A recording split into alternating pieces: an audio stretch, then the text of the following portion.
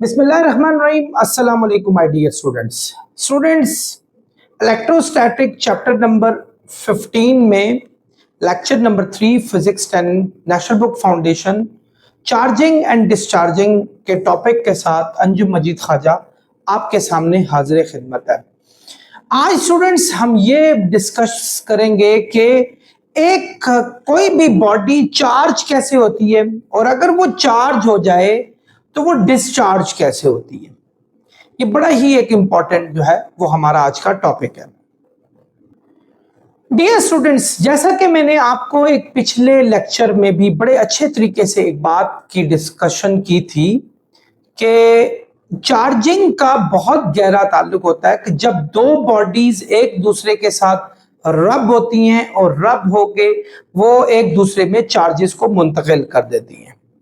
ऐसा क्यों होता है, मैं चाहूंगा कि थोड़ा सा आपको पीछे से थोड़ा सा बता दूं ताकि आपको अंदाजा हो जाए कि चार्जिंग कैसे होती है, फिर उसके बाद हम उसको डिस्चार्जिंग कैसे करते हैं।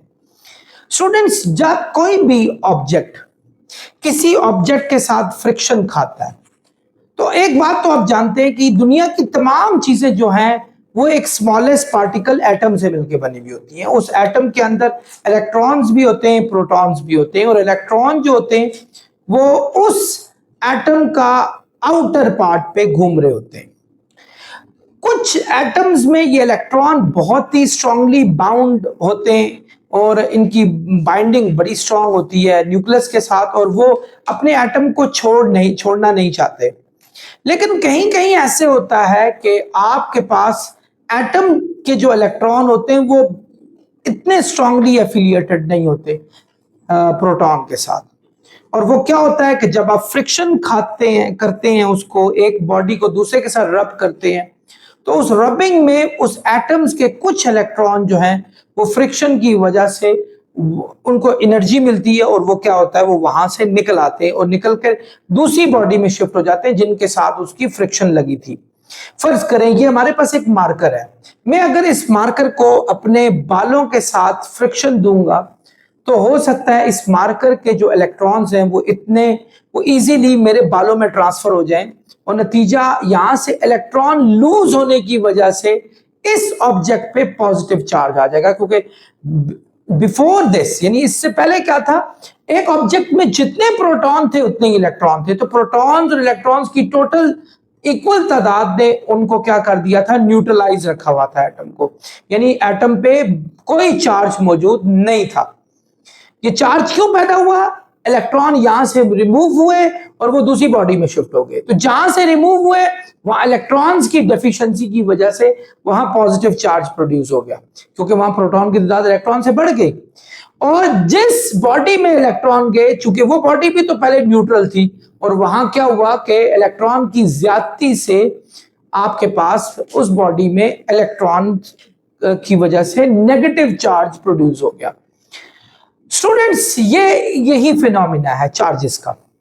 आप किसी कार की सीट पर बैठे होते हैं, आपकी सीट और आपकी बॉडी के बीच में रगड़ लगने से ऐसा हो सकता है कि कार की सीट के बहुत सारे इलेक्ट्रॉन फ्रिक्शन की वजह से आपके अंदर दाखिल हो जाए और आपकी बॉडी एक चार्ज बॉडी हो जाए। इट्स फुल ऑफ इलेक्ट्रॉन्स, यानी इलेक्ट्रॉन्स की ज्यादती इसमें अच्छी खासी हो चुकी है, तो आपकी बॉडी चार्ज हो चुकी है। अब आपके बॉडी के अंदर जितने भी इलेक्ट्रॉन्स आए हैं, सारे इलेक्ट्रॉन चार्ज होने की वजह से एक दूसरे को क्या करेंगे, रिपेल करेंगे, और उस रिपल्शन में ये सारे के सारे डिस्पर्स हो जाएंगे, यानी कहीं मुंतशिर हो जाएंगे। स्टूडेंट्स, अगर एक चार्ज बॉडी किसी भी कंडक्टर के पास आ जाती है, यानी फर्ज करें आपकी बॉडी चार्ज है, यानी आप सीट के साथ फ्रिक्शन खाई और आपकी बॉडी चार्ज है, आप सीधा जाके दरवाजे की यानी नॉब को पकड़ लेते हैं जो कि एक्चुअली कंडक्टिंग मटेरियल है। याद रखिएगा, मैंने पीछे इंसुलेटर और कंडक्टर्स के बारे में भी बड़ी तफसील से पढ़ाया था कि वो ऑब्जेक्ट जो हमारे पास करंट को यानी चार्जेस को आराम से पास कर देते हैं उनको कंडक्टर कहा जाता है, और जिनमें से चार्जेस फ्लो नहीं कर सकते उनको इंसुलेटर कहा जाता है। आप जैसे ही किसी दरवाजे की नॉब पर जाकर पहुंचेंगे और उसे पकड़ेंगे तो आपको ऐसे फील होगा कि आपको हल्का सा शॉक लगा है, क्यों? आपकी बॉडी के तमाम इलेक्ट्रॉन्स आपकी बॉडी से निकलकर उस नॉब में दाखिल हो जाएंगे, क्योंकि वो एक कंडक्टिंग मटेरियल से बनी हुई थी, वहां वो फ्लो कर सकते थे इजीली। बट अगर आप इसी तरह किसी वुड को पकड़ते हैं तो क्या होगा? वुड पे नहीं ट्रांसफर हो सकते, बिकॉज वो हमारे पास इंसुलेटर होती है। तो ये सारा फिनोमिना हमारे पास चार्जिंग का था और डिस्चार्जिंग का था। आपकी बॉडी चार्ज हुई और आपने कंडक्टिंग मटेरियल को हाथ लगाया, वही चार्जेस जो आपके थे वो कंडक्टिंग मटेरियल में फ्लो किया उन्होंने, और उनके फ्लो से आपको हल्का सा शॉक लगा। बहुत दफा ऐसा होता है। कितनी दफा मैंने ऐसा हुआ कि दरवाजे की नॉब को पकड़ते मुझे, आमतौर पर ड्राई वेदर में आमतौर पर बहुत ज्यादा होता है। ड्राई वेदर में आप जब किसी लोहे की चीज को पकड़ लें, जैसे सर्दियों में आमतौर पे होता है, तो आप देखेंगे कि आपको हल्का सा शॉक फील होता है। इसका ये हरगिज मतलब नहीं है कि उसके अंदर करंट है। एक्चुअली हुआ यूं था कि आपकी बॉडी के अंदर जो चार्जेस मौजूद थे, so when you touch that particular conductor, so those charges transfer from your body to that particular conductor. So what happens? Because of that flow of charges you feel a very light shock. वो shock क्योंकि आपके charges flow करना शुरू हो गए, और इस flow को ही एक्चुअली करंट कहा जाता है। आमतौर पे स्टूडेंट्स, आप बॉडी की चार्जिंग के 3 मेन वेज होते हैं। Number 1, friction. एक तरीका आपके पास क्या होता है? फ्रिक्शन होता है।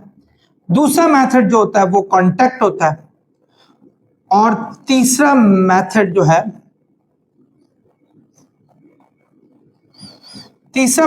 है उसको इंडक्शन मेथड कहते हैं। इंडक्शन, बाद में हम इसको भी पढ़ेंगे कि इलेक्ट्रोस्टैटिक इंडक्शन क्या होता है हमारे पास। डियर स्टूडेंट्स, पहले पे चलते हैं फ्रिक्शन। फ्रिक्शन में क्या हुआ था? देखें, मैंने बहुत दफा अभी बल्कि थोड़ी देर पहले भी जिक्र किया कि एक एटम है अगर आपके पास, उसका जो सेंट्रल पार्ट है दैट इज कॉल्ड न्यूक्लियस, जिसपे पॉजिटिव चार्ज होता है, और उसके ऑर्बिट में इलेक्ट्रॉन्स होते हैं। बहुत सारे ऑर्बिट्स भी होते हैं, depends on the total number of electrons. जितने इलेक्ट्रॉन ज्यादा होंगे उतने उसके ऑर्बिट्स भी ज्यादा होंगे। अब इस पॉजिटिव चार्ज ने एक फील्ड कायम की होती है, और इन्होंने नेगेटिव चार्ज को अपने अंदर बाउंड करके रखा होता है कि भैया तूने नहीं रिलीव करना। तो क्या होता है नतीजा? कि जो वैलेंस शेल तक हमारे पास, यानी आउटर मोस्ट शेल तक इलेक्ट्रॉन जो है वो बंधे हुए होते हैं, उनको न्यूक्लियस क्या करता है? अपनी तरफ खींच के रखता है।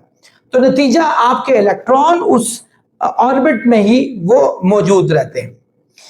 आपने अगर किसी इलेक्ट्रॉन को निकालना है, यानी आप चाहते हैं कि उसको निकालें, आपको एक एनर्जी अप्लाई करनी पड़ेगी। ऑब्वियसली, मैं एक बच्चा है यहां मौजूद है, मैंने उसको उठा के अगर कहीं बाहर निकालना है, so what do I have to do? I have to apply energy in it so that he could be expelled from that particular point. मुझे वहां से वो निकालने के लिए उतनी एनर्जी दरकार होगी। अगर मैं उससे कम एनर्जी लगाऊंगा तो इसने कभी भी यहां से नहीं उठना और वहां जाना।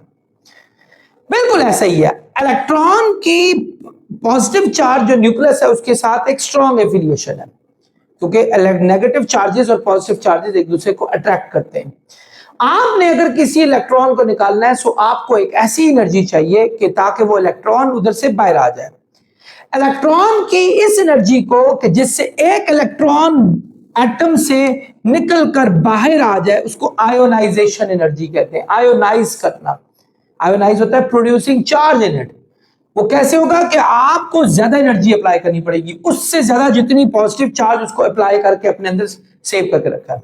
तो जब आप फ्रिक्शन लगाते हैं दो ऑब्जेक्ट्स में, तो एक्चुअली अगर इलेक्ट्रॉन्स जंप करके एक पॉइंट से दूसरी पॉइंट पर जाते हैं, तो इसका मतलब है कि उन इलेक्ट्रॉन पर इतनी एनर्जी लग गई होती है कि वो उस एनर्जी से ज्यादा होती है जितनी एनर्जी से प्रोटॉन ने उसको खींचा हुआ होता है। तो नतीजा, वो आराम से एक जगह से दूसरी जगह तक शिफ्ट हो गए होते हैं।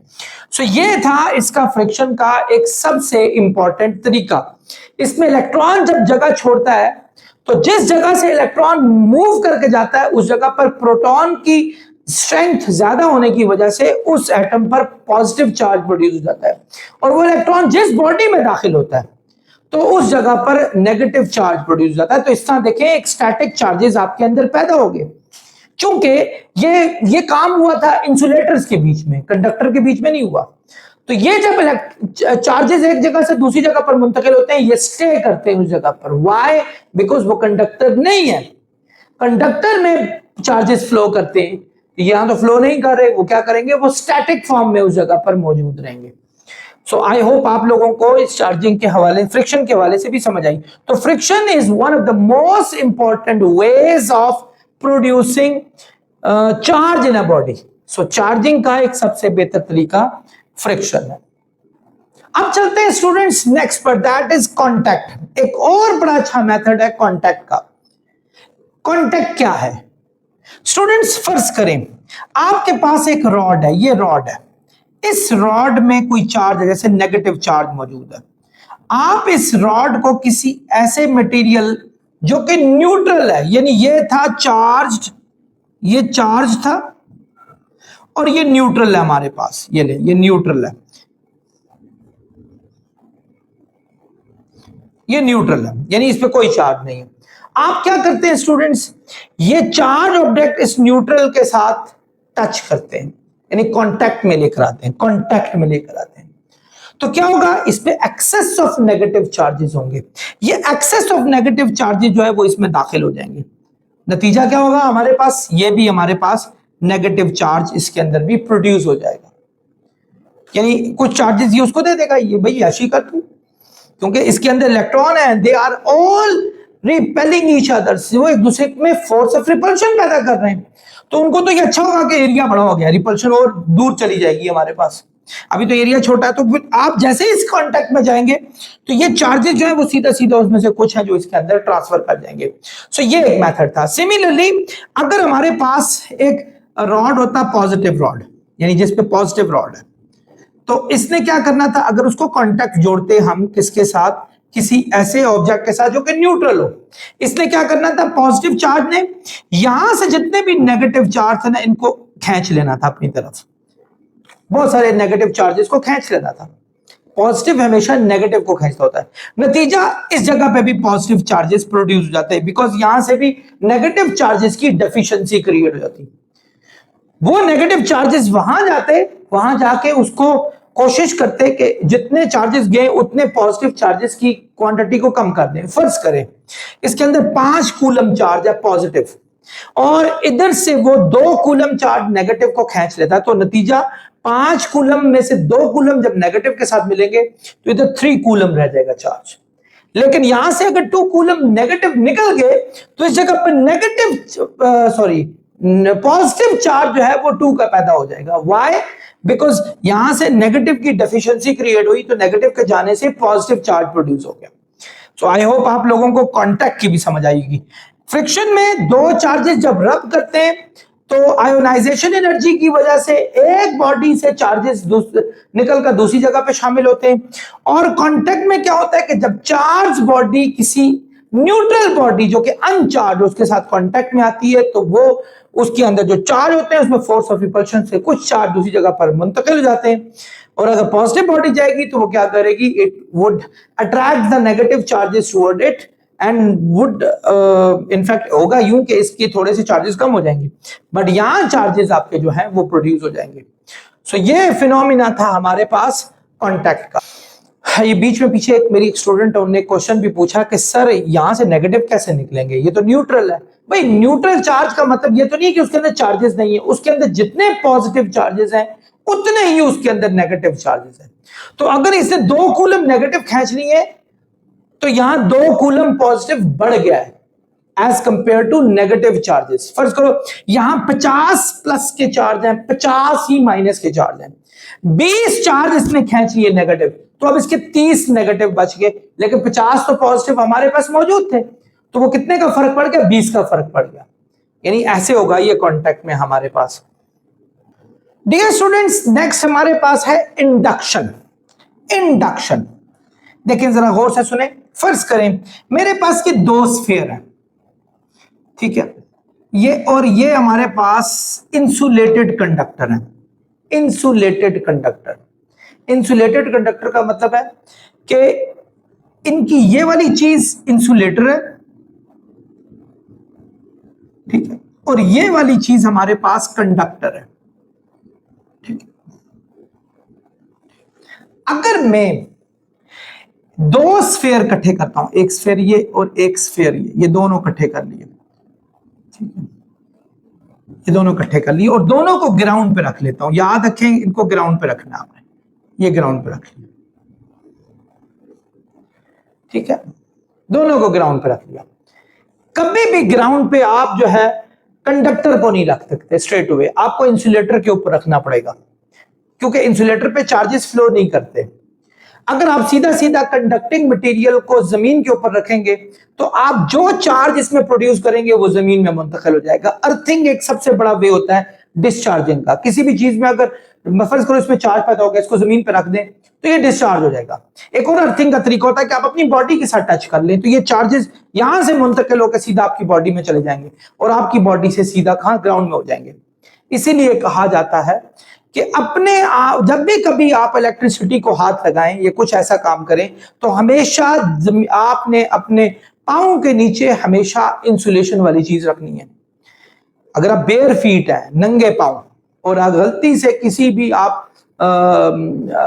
इलेक्ट्रिसिटी को हाथ लगा देते हैं तो इलेक्ट्रिसिटी आपकी बॉडी में चार्जेस को मुंतकिल करेगी, क्योंकि आपकी बॉडी ग्राउंडेड बॉडी है और बॉडी के जो चार्जेस हैं वो सीधा जमीन में मुंतकिल होंगे। तो ये बेहतरीन सोर्स होगा उसके पास कि भैया ये सही रास्ता है चार्जेस गुजारने का, तो निकलो।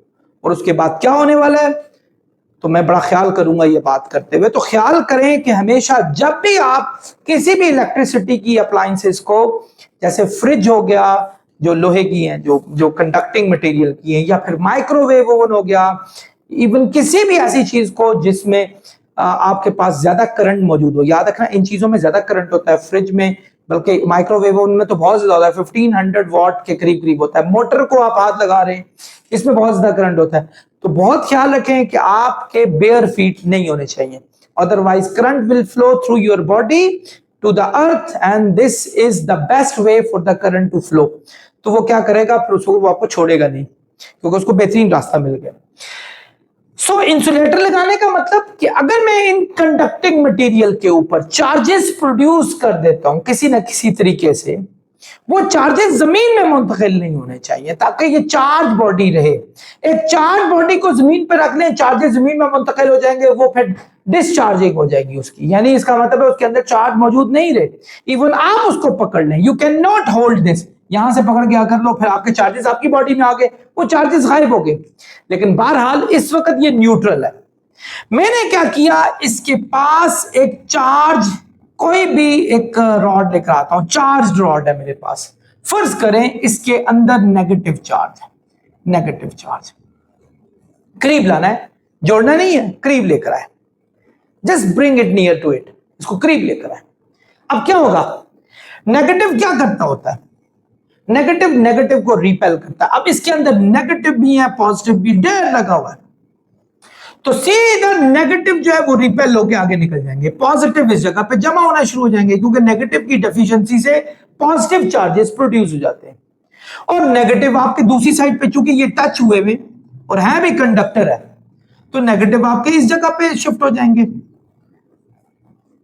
याद रखें, ये बात पे दोबारा याद रखें, जब तक ये मिले रहेंगे और ये करीब रहेगा, पॉजिटिव इधर रहेगा, नेगेटिव उधर चला जाएगा। तो अगर ये रॉड पॉजिटिव होता तो ये नेगेटिव को यहां खींच लेता, पॉजिटिव रिपल्शन की वजह से दूसरी साइड पे चले जाते। आमतौर पे ये एज पे चले जाते हैं, एज पे, यानी पॉजिटिव अगर ये हो तो नेगेटिव भी एज पर, क्योंकि उतनी फोर्स से वो साइड पर उसको कोने में भेज देता है।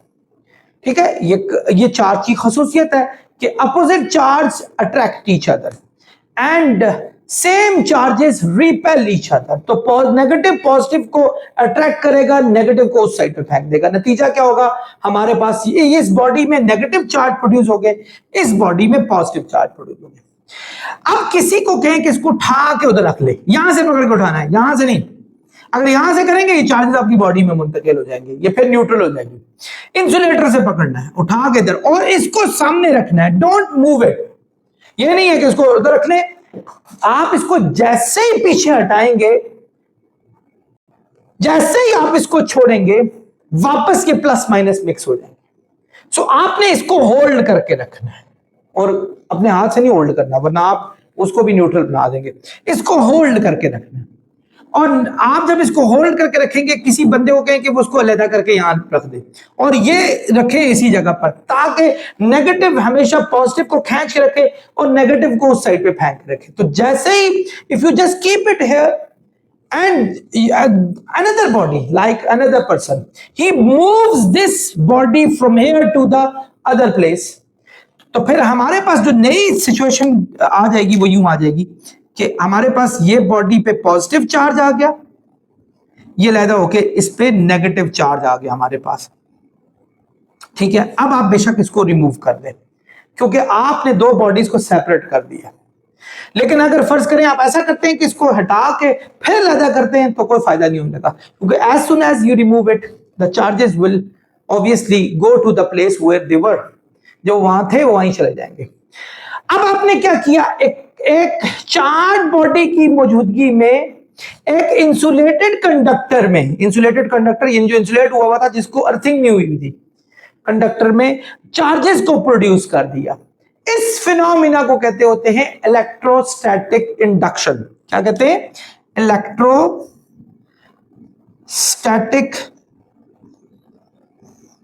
इंडक्शन। क्या हुआ electrostatic induction? In the presence of charged body and insulated conductor has same charges at the other hand and opposite charges at one end, यानी opposite charges एक एंड पर होते हैं और सेम चार्जेस दूसरे एंड पे चले जाते हैं, लेकिन कब? In the presence of charge body, charge body की मौजूदगी में। इसमें हमने कांटेक्ट नहीं किया, इसमें हम करीब लेके गए थे, तो ये हमने इंड्यूस किया। इलेक्ट्रोस्टैटिक इसलिए कहा जाता है, स्टैटिक कहते हैं रुके हुए चार्ज, इसमें रुके हुए चार्ज है, दे आर नॉट फ्लोइंग, ये रुके हुए चार्ज है हमारे पास। तो इस प्रोसेस को इंडक्शन कहा जाता है। तो चार्ज का एक सबसे इंपॉर्टेंट मेथड जो है वो हमारे पास इलेक्ट्रोस्टैटिक इंडक्शन, जो कि मैंने आपको तीसरा बताया था, ये भी है। डियर स्टूडेंट्स, चार्जिंग के हवाले से तो आप लोगों ने सुना। अब आते हैं हम के उसी हमारे पास जो इंसुलेटर्स हमने जिनको चार्ज किया था उनको डिस्चार्ज कैसे करेंगे। पहले तो ये बात समझें डिस्चार्जिंग किसे कहा जाता है। देखिए, आमतौर पे एक बॉडी जिस पर चार्ज नहीं होता, इसका मतलब है वो बॉडी न्यूट्रल है, यानी उसमें जितने पॉजिटिव चार्जेस है उतने ही उस पर नेगेटिव चार्जेस हैं। और अगर एक बॉडी चार्ज बॉडी है, जैसे ये चार्ज बॉडी है, प्लस चार्ज है इसके ऊपर, तो इस पे जितने प्लस चार्ज जब ये रिमूव हो जाएंगे, एक्स्ट्रा पॉजिटिव चार्ज रिमूव हो जाएंगे, वो कब होंगे? जब इसमें इतने इलेक्ट्रॉन्स इसमें दाखिल हो जाएं। फर्ज करो अगर इसमें 5 पॉजिटिव चार्जेस हैं, तो इसका मतलब इसको 5 नेगेटिव चार्जेस एक्स्ट्रा चाहिए, क्योंकि वो पॉजिटिव चार्जेस क्यों प्रोड्यूस हुए थे? वो नेगेटिव चार्जेस की डेफिशिएंसी की वजह से प्रोड्यूस हुए थे। यहां से इलेक्ट्रॉन ने जगह छोड़ दी थी, याद रखें पॉजिटिव चार्ज कहीं मूव करके निकल जाता, यानी एस्केप आउट होता, क्योंकि वो न्यूक्लियस का पार्ट होता है। लेकिन नेगेटिव चार्जेस की एडिशन से या उसकी डेफिशिएंसी से चार्जेस प्रोड्यूस होते हैं। यानी अगर इस पे 1 2 3 4 5 6 7 8 8 चार्जेस अगर इसके अंदर पॉजिटिव है, इसका मतलब है 8 इलेक्ट्रॉन्स की डेफिशिएंसी यहां हमारे पास क्रिएट हो गई थी। अब अगर इसमें 8 इलेक्ट्रॉन्स की डेफिशिएंसी ऐड हो जाएगी तो इसके पॉजिटिव और नेगेटिव दोनों बराबर हो जाएंगे और ये न्यूट्रलाइज हो जाएगा, न्यूट्रल हो जाएगा। तो इस न्यूट्रलाइजेशन को ही कहा जाता है डिस्चार्जिंग, यानी method to neutralize the object to the previous shape, that is the original shape, is known as discharging of insulator. Insulator की डिस्चार्जिंग आ जाता है। आमतौर पे कंडक्टर्स को डिस्चार्ज करना कोई मुश्किल नहीं है। अभी थोड़ी देर पहले मैंने आपको जो इलेक्ट्रोस्टैटिक इंडक्शन पढ़ाया था उसमें ये पढ़ाया था कि आपको का कंडक्टर अगर जमीन पर पड़ा है ना, वो डिस्चार्ज खुद ही हो जाएगा, क्योंकि वो चार्जेस जमीन में मुंतकिल हो जाएंगे, क्योंकि कंडक्टर में चार्जेस आपके फ्लो कर सकते हैं। लेकिन बच्चों एक बात याद रखें, कभी भी इंसुलेटर में चार्जेस फ्लो नहीं करते। तो नतीजा क्या होता है कि इंसुलेटर को आप जमीन पर रख के डिस्चार्ज नहीं कर सकते। अभी जो मैंने 2 स्फीयर बनाई थी उसके नीचे मैंने इंसुलेटिंग जो है ना मटेरियल रखा हुआ था। वो क्यों रखा था? क्योंकि वो इंसुलेशन से नीचे नहीं जा सकते थे चार्जेस वो जमीन, क्योंकि आपके इंसुलेटर में चार्ज नहीं जो है वो फ्लो कर सकते। तो बच्चों आमतौर पे हमारे पास 2 बड़े ही इंपॉर्टेंट मेथड हैं डिस्चार्जिंग के, जिसमें नंबर 1 हमारे पास है हीटिंग अबव फ्लेम और दूसरा है एक्सपोजिंग टू ह्यूमिड कंडीशन। ये बड़े इंपॉर्टेंट 2 मेथड हैं। पहला हम चलते हैं हीटिंग अबव फ्लेम। आपकी यही बॉडी पॉजिटिवली चार्ज है फर्ज करें, और आप इसको एक फ्लेम यानी एक फ्लेम में आप इसका, ये फ्लेम है जी, फर्ज करें इसको, फ्लेम को इसके नीचे रख लेते हैं। फ्लेम क्या काम करती है? फ्लेम में हीट होती है, यानी जैसे फर्ज करें मोमबत्ती रख ली, अपने कैंडल रख ली, तो ये इसमें हीट होती है आमतौर पे, ठीक है। ये हीट क्या काम करती है? ये पहला काम तो हीट ये करेगी कि इसके इर्द गिर्द जो हमारे एयर मॉलिक्यूल्स होंगे उनको गर्म करेगी, और उनको गर्म करने से जो एयर मॉलिक्यूल के इलेक्ट्रॉन्स होंगे वो हमारे पास एक्साइट हो जाएंगे, तो आपके इर्द गिर्द इलेक्ट्रॉन्स ही इलेक्ट्रॉन्स का एक बहुत बड़ा झुरमुट बन जाएगा, ठीक है। अब जब आपके इलेक्ट्रॉन्स हर जगह पर आ जाएं तो ये आप देखें एक किस्म की कंडक्टिव किस्म की जो है वो सिचुएशन पैदा हो गई है। तो अगर कंडक्टर इर्द गिर्द पैदा हो जाए तो आपके चार्जेस कंडक्टर के साथ मिलकर, यानी देखें अगर इसके इर्द गिर्द सारा कंडक्टर का पैदा हो जाए तो ये चार्जेस उस कंडक्टर के साथ कांटेक्ट लगाकर यहां से एस्केप हो सकते हैं। लेकिन एक चीज और बताऊं कि हीट जब इसके अंदर ट्रांसफर होगी, याद रखें इंसुलेटर को अगर हीट मिलनी शुरू हो जाए तो उसके अंदर भी ना आपका ये होता है कि थोड़ी बहुत ही कंडक्टिविटी बढ़ जाती है, थोड़ी बहुत ही कंडक्टिविटी इंक्रीज हो जाती है, और उस कंडक्टिविटी क्योंकि उसके अंदर जो एटम है उनमें एक्साइटेशन प्रोड्यूस होती है, और एक्साइटेशन से उसके अंदर जो हमारे फ्री इलेक्ट्रॉन्स प्रोड्यूस हो सकते हैं थोड़ी बहुत ही तादाद में, तो एक्साइटेशन से थोड़ी सी कंडक्टिविटी इसकी इंक्रीज हो जाती है। कंडक्टिविटी के इंक्रीज होने से तो इसके अंदर जो इलेक्ट्रॉन चार्जेस है वो फ्लो करना शुरू कर देते हैं थोड़ी देर के लिए, और वो क्या होते हैं, वो एस्केप आउट हो सकते हैं। सो इसका सबसे बेहतरीन तरीका है हीटिंग अबव फ्लेम। फ्लेम क्या करती है? फ्लेम आपके ऊपर वाले हिस्से को में इलेक्ट्रॉन्स को एक्साइट करती है और एक कंडक्शन वाला माहौल पैदा कर देती है। दूसरा, इधर का मैंने क्या बताया था कि हमारे पास हीट ये एब्जॉर्ब करती है तो इसकी कंडक्टिविटी भी बढ़ जाती है, जिससे चार्जेस के एस्केप होने का जो है वो मेथड हमारा इंक्रीज हो सकता है। डियर स्टूडेंट्स, हमारे पास दूसरा है एक्सपोजिंग टू ह्यूमिड कंडीशन। यही अगर हमारे पास एक ऑब्जेक्ट हो जिसपे पॉजिटिव चार्ज है, अगर मैं इसको ह्यूमिड कंडीशन में यानी डैम्प कंडीशन, जब हमारे पास एक वाटरी कंडीशन हो, पानी पानी हर जगह पर मौजूद हो, उस कंडीशन में हम रख दें, याद रखें चार्जेस सबसे ज्यादा पैदा होते हैं जब ड्राई कंडीशन होती है, ह्यूमिड कंडीशन में ये पैदा नहीं होते। आप अक्सर औकात सर्दियों में खूब ठंड हो, आपको जनवरी का महीना हो, कभी आप गलती से नाप पे हाथ लगा, आपको एकदम शॉक लग गया, ओ भैया ये क्या हो गया, मेरे बॉडी में करंट आ गया, कभी ब्लैंकेट रखी उसमें करंट आ गया, आपकी कभी किस चीज में करंट आ गया, ड्राई वेदर में होता है। डैम्प में ऐसा नहीं होता, डैम्प वेदर हो गया, ह्यूमिड वाटरी कंडीशन होगी, उसमें क्या होता है, जैसे अगर आप जुलाई अगस्त के महीनों में चले जाओगे, डैम्प कंडीशन होती है आमतौर पर, या कभी हम इस ऑब्जेक्ट को किसी डैम्प एरिया में रख दें तो वाटर के मॉलिक्यूल जो है वो इसके साथ अटैच हो जाते हैं। वाटर जो है वो हमारे पास एक डाईपोल मटेरियल होता है जिसके दो पोल होते हैं, इसमें एक पॉजिटिव और एक नेगेटिव पोल होता है, और जैसे ही वाटर इसके इर्द गिर्द रैप कर जाता है तो वो एक कंडक्टिंग शेप बना लेता है, यानी एक किस्म का थोड़ी देर के लिए कंडक्टर बना लेता है चीज को, क्योंकि उसके अंदर चार्जेस मौजूद होते हैं डाईपोल के होने के। तो ये जो चार्जेस हैं ये एस्केप आउट हो सकते हैं उसके अंदर, क्योंकि कंडक्टर जब जुड़ जाता है तो फिर कंडक्टर में ट्रांसफर हो सकते हैं हमारे पास। यूं हमारे पास इसको हम इजीली डिस्चार्ज कर सकते हैं with the help of humid condition. Students, next topic है हमारा, a surface charge can be induced on insulator by polarization. Polarization के मेथड से आप किसी भी इंसुलेटर में सरफेस चार्ज इंड्यूस कर सकते हैं, उसकी सरफेस पे चार्ज इंड्यूस कर सकते हैं, यानी पोलराइजेशन के मेथड। पोलराइजेशन कहते हैं यानी ऐसा सिस्टम जिसमें दो पोल्स क्रिएट हो जाए। पोल कहते हैं पॉजिटिव नेगेटिव चार्ज को।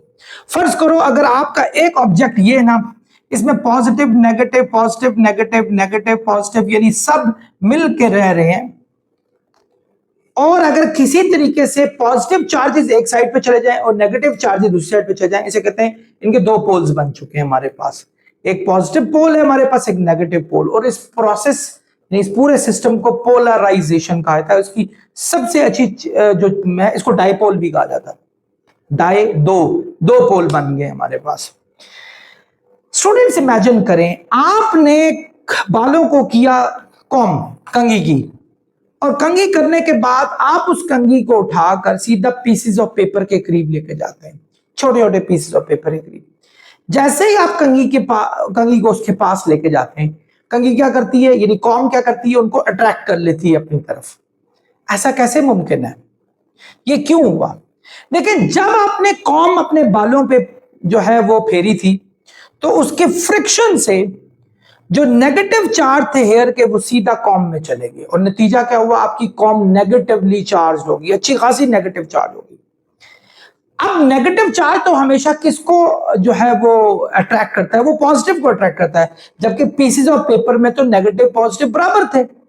यानी आपका पीसेस ऑफ पेपर है, ये पीसेस ऑफ पेपर है, फर्ज करो इस पे पॉजिटिव नेगेटिव इक्वल तादाद में मौजूद थे हमारे पास। तो भाई एक कॉम को अगर मैं यहां लेकर आता हूं, यानी फर्ज करो ये कॉम है मेरे पास, ये कॉम में लेकर आता हूं,